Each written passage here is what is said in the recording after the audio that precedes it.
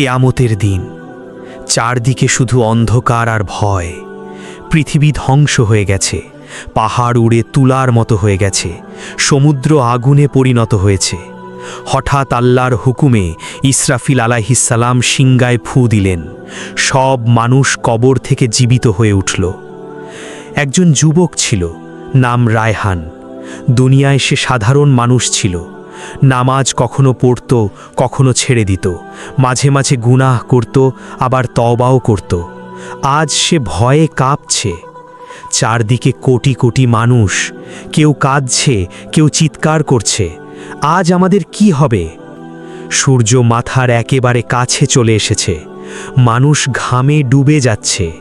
কারো ঘাম হাঁটু পর্যন্ত, কারো বুক পর্যন্ত, আর কারো মুখ ডুবিয়ে ফেলেছে। রায়হান তার মাকে খুঁজতে লাগল। দূরে দেখে তার মা দাঁড়িয়ে কাঁদছে। সে দৌড়ে গিয়ে বলল, মা, আমাকে বাঁচাও। কিন্তু মা পিছিয়ে গেলেন, বললেন, আজ আমি শুধু নিজের চিন্তায় আছি। রায়হান অবাক হয়ে গেল। যে মা দুনিয়ায় তার জন্য রাত জেগে থাকত, আজ সেও সাহায্য করতে পারছে না।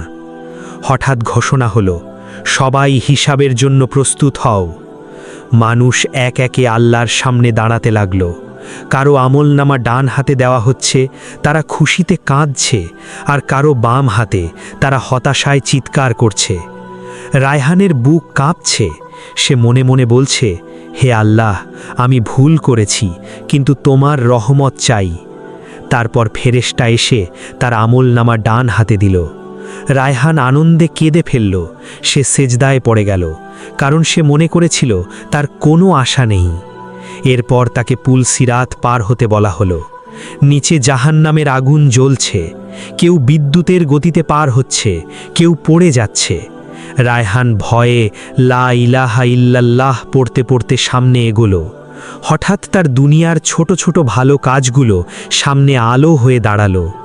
একদিন কারো সাহায্য করা, মায়ের মুখে হাসি ফোটানো, গোপনে দান করা, তওবার কান্না, সেই নেক কাজের আলোয় সে পুল সিরাত পার হয়ে গেল।